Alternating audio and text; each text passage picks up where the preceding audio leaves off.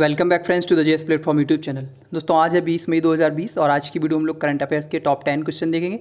Video के and में आपसे दो क्वेश्चन पूछे जाएंगे, जिनमें से एक क्वेश्चन करंट अफेयर्स से रिलेटेड होगा और दूसरा क्वेश्चन जीएस रिलेटेड होगा। उन दोनों क्वेश्चन के आंसर आपको कमेंट बॉक्स में कमेंट करने होंगे। आज की वीडियो की पीडीएफ के लिए आप इस वीडियो के डिस्क्रिप्शन बॉक्स में जाइएगा, वहाँ पर आपको हमारे टेलीग्राम चैनल का लिंक मिलेगा। हमारे टेलीग्राम चैनल का नाम है द जीएस प्लेटफॉर्म, उसको आप ज्वाइन कर लीजिएगा, जहाँ पर आपको सारी पीडीएफ तो सारे ऑनलाइन टेस्ट प्रोवाइड कराए जाते हैं। इसके साथ ही प्रत्येक 15वें दिन अब आपको किसी एक एग्जाम का फुल मॉक टेस्ट भी प्रोवाइड कराया जाएगा फ्री में टेलीग्राम चैनल पर। आज की वीडियो के साथ कल के प्रश्नों के रिवीजन से करते हैं। तो कल पहला क्वेश्चन था वर्ल्ड हाइपरटेंशन डे कब मनाया जाता है? सही उत्तर 17 मई। दूसरा क्वेश्चन किस हाई कोर्ट के अंदर एक ई सेवा केंद्र खोला गया? सही उत्तर है उड़ीसा हाई कोर्ट। तीसरा क्वेश्चन किस शहर की कंपनी ने लोगों की थर्मल स्क्रीनिंग करने के लिए एक रोबोट विकसित किया है? सही उत्तर है जयपुर की ये कंपनी ने। चौथा क्वेश्चन रक्षा क्षेत्र में एफडीआई की सीमा को 49% से बढ़ाकर कितने प्रतिशत कर दिया गया है? 74%। इंपॉर्टेंट क्वेश्चन है ये वाला। पांचवा क्वेश्चन मनरेगा के तहत रोजगार सृजन के लिए कितने करोड़ रुपए आवंटित किए जाएंगे? 40,000 करोड़ रुपए, ये भी इंपॉर्टेंट है। छठवां क्वेश्चन किस राज्य ने प्रवासी मजदूरों के लिए चरण पादुका अभियान शुरू किया है? मध्य प्रदेश ने। सातवां क्वेश्चन इंपॉर्टेंट है Wuhan diary dispatches from a quarantine city नामक पुस्तक किसने लिखी? तो एक चीनी पत्रकार ही हैं फोंग, उन्होंने लिखी। आठवां क्वेश्चन नेशनल डेंगू डे कब मनाया जाता है? 16 मई को, इंपॉर्टेंट है। नौवां क्वेश्चन किस देश में अपने घर में चीन के राजदूत मृत पाए गए? सही उत्तर है इजराइल। कल के कुछ के आंसर करंट अफेयर्स में कल आपसे पूछा गया था कि कौन सा राज्य न्याय योजना का शुभारंभ करेगा 21 मई 2020 से, यानी कि 21 मई को राजीव गांधी जी की जयंती पर। सही उत्तर है छत्तीसगढ़। जीएस में आपसे पूछा गया था कि प्रसिद्ध दांडी मार्च कब शुरू किया गया? तो 12 मार्च 1930 से। उसी के बाद 6 अप्रैल 1930 को जब दांडी पहुंचे थे महात्मा गांधी, तो 6 अप्रैल 1930 से सबने अवज्ञा आंदोलन की शुरुआत हुई थी। आज के प्रश्न, तो पहला क्वेश्चन है छात्रों की ऑनलाइन शिक्षा के लिए सरकार ने कौन सा कार्यक्रम शुरू किया है? सही आंसर है ऑप्शन बी, पीएम ई विद्या। सरकार डिजिटल या ऑनलाइन शिक्षा की मल्टी मोड पहुंच के लिए पीएम ई विद्या कार्यक्रम शुरू करेगी। पीएम ई विद्या कार्यक्रम के तहत 12 डीटीएच चैनल शुरू किए जाएंगे, जिनमें से प्रत्येक कक्षा यानी कक्षा 1 से 12 तक क्लास आयोजित होगी। इनमें शीर्ष 100 विश्वविद्यालयों को 30 मई 2020 तक ऑनलाइन पाठ्यक्रम शुरू करने की अनुमति होगी। इनमें आईआईटी, आईआईएम जैसे प्रख्यात संस्थान भी शामिल हैं। अगला क्वेश्चन, जियो में 6,598.38 करोड़ रुपए का निवेश किसने किया? आजकल जियो में बहुत ज़्यादा निवेश हो रहा है, तो उसी के तहत हाल ही में किया है सी जनरल अटलांटिक ने। जनरल अटलांटिक ने 1.34% हिस्सेदारी खरीदी है। इससे पहले फेसबुक ने 9.99% खरीदी थी। इसके अलावा एक और कंपनी थी, नाम नहीं याद आ रहा है, टेलीग्राम चैनल में बता दूंगा आपको।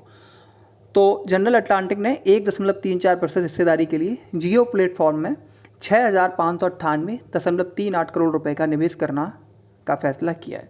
फेसबुक और सिल्वर लेक और विस्टा इक्विटी पार्टनरशिप के बाद, हाँ फेसबुक ने किया था, इसके बाद सिल्वर लेक ने किया था और इसके बाद किया था विस्टा इक्विटी पार्टनरशिप ने। रिलायंस इंडस्ट्री लिमिटेड में तेजी से चौथा निवेश है। यह निवेश जियो प्लेटफॉर्म को 4.91 लाख करोड़ के इक्विटी मूल्य और 5.16 लाख करोड़ रुपए के उद्यम मूल्य पर निर्भर करता है। अगला क्वेश्चन, 11वीं हॉकी इंडिया सीनियर पुरुष राष्ट्रीय चैंपियनशिप 2021 की मेजबानी कौन सा राज्य करेगा? इंपॉर्टेंट क्वेश्चन है। सही आंसर है इसका, सही आंसर ऑप्शन में ही नहीं लिखा है, सही आंसर है महाराष्ट्र। तो हॉकी इंडिया कांग्रेस ने मंजूरी दी है कि महाराष्ट्र 11वीं हॉकी इंडिया सीनियर पुरुष राष्ट्रीय चैंपियनशिप 2021 की मेजबानी करेगा और उत्तर प्रदेश 11वीं हॉकी इंडिया सीनियर महिला राष्ट्रीय चैंपियनशिप 2021 की मेजबानी करेगा। महाराष्ट्र करेगा मेल वाली और उत्तर प्रदेश करेगा फीमेल वाली। बात महाराष्ट्र की करें तो महाराष्ट्र का गठन 1 मई 1960 को हुआ था। वर्तमान में महाराष्ट्र के राज्यपाल हैं भगत सिंह कोश्यारी, मुख्यमंत्री हैं श्री उद्धव ठाकरे जी। महाराष्ट्र में 2 सदन विधायिका है, तो इसी के साथ विधान परिषद में सीटों की संख्या 78, जबकि विधानसभा में सीटों की संख्या है 288। इसके अलावा महाराष्ट्र में लोकसभा सीटों की संख्या 48, वहीं राज्यसभा सीटों की संख्या महाराष्ट्र में 19। अगला क्वेश्चन, किसने वीडियो कॉन्फ्रेंस के माध्यम से 73वीं विश्व स्वास्थ्य सभा में भाग लिया? सही answer option D, doctor Harshvardhan ने। स्वास्थ्य मंत्री डॉक्टर हर्षवर्धन ने 18 मई 2020 को वीडियो कॉन्फ्रेंसिंग के माध्यम से 73वीं विश्व स्वास्थ्य सभा में भाग लिया। उन्होंने भारत द्वारा कोविड मैनेजमेंट के लिए समयबद्ध वर्गीकृत और सक्रिय उपायों पर प्रकाश डाला। प्रधानमंत्री नरेंद्र मोदी के नेतृत्व में भारत ने 123 राष्ट्रों की एकजुटता की आवश्यकता के लिए आवश्यक दवाएं भी निर्यात की हैं। अगला क्वेश्चन, किसने शेष परीक्षाओं के लिए कक्षा 12 की बोर्ड परीक्षाओं की डेट शीट जारी कर दी है? तो ये था बहुप्रतीक्षित सीबीएसई। केंद्रीय माध्यमिक शिक्षा बोर्ड यानी कि सीबीएसई ने शेष परीक्षाओं के लिए कक्षा 12 की बोर्ड परीक्षाओं की डेट शीट जारी कर दी है।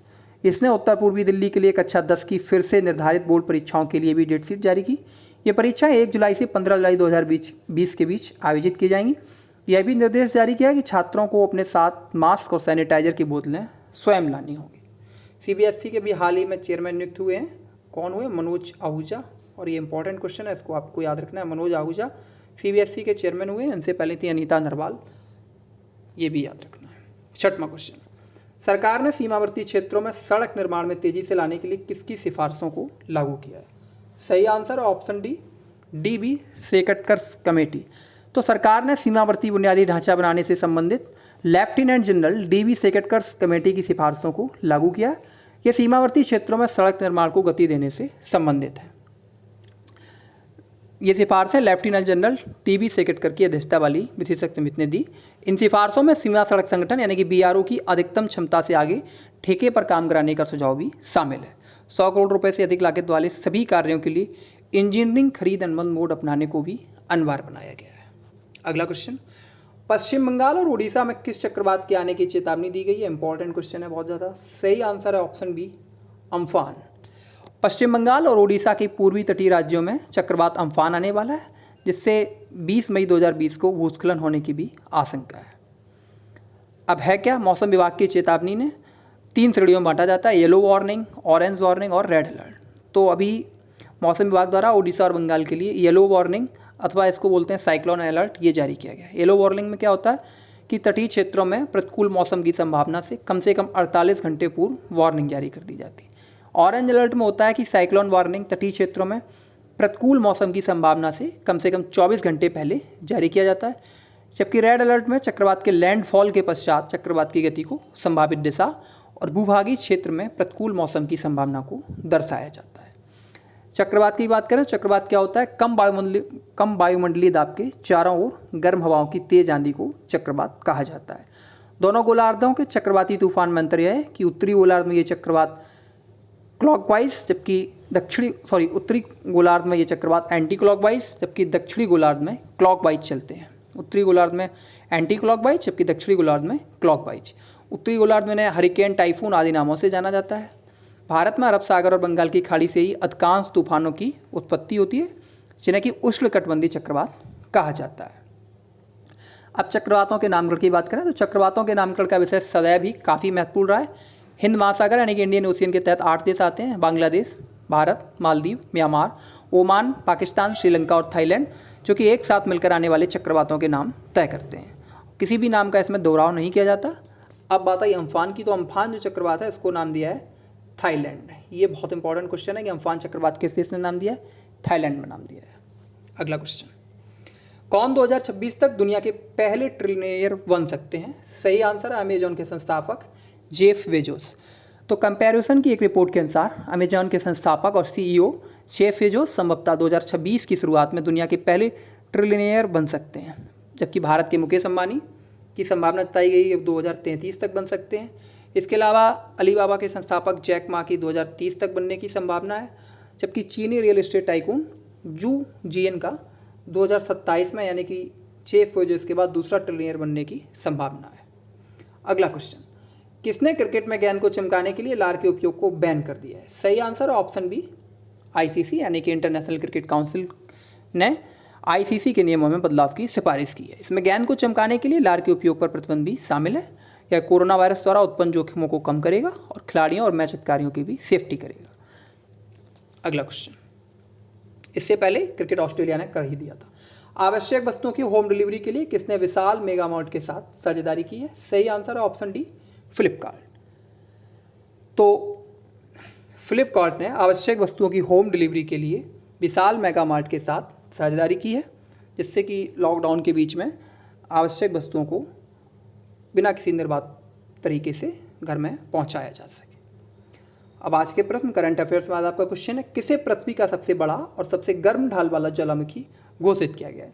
इस क्वेश्चन का आंसर आपको कमेंट बॉक्स में #CA के साथ देना है। वहीं आपको ये भी बताना है कि जिसमें जो भी आंसर है वो ज्वालामुखी किस देश में स्थित है। इसके लिए आप गूगल की भी सहायता ले सकते हैं। जीएस में आज आपके लिए क्वेश्चन है, पॉलिटी से भारत के सर्वोच्च न्यायालय में अब तक मुख्य न्यायाधीश सहित न्यायाधीशों की अधिकतम संख्या कितनी है। इस क्वेश्चन का आंसर आपको कमेंट बॉक्स में #GS के साथ देना और ये इंपॉर्टेंट क्वेश्चन है। तो थैंक यू फ्रेंड्स, ये थी आज की वीडियो। अगर आपको वीडियो अच्छी लगी हो तो लाइक कीजिएगा, बुरी लगी हो तो डिसलाइक कर दीजिएगा।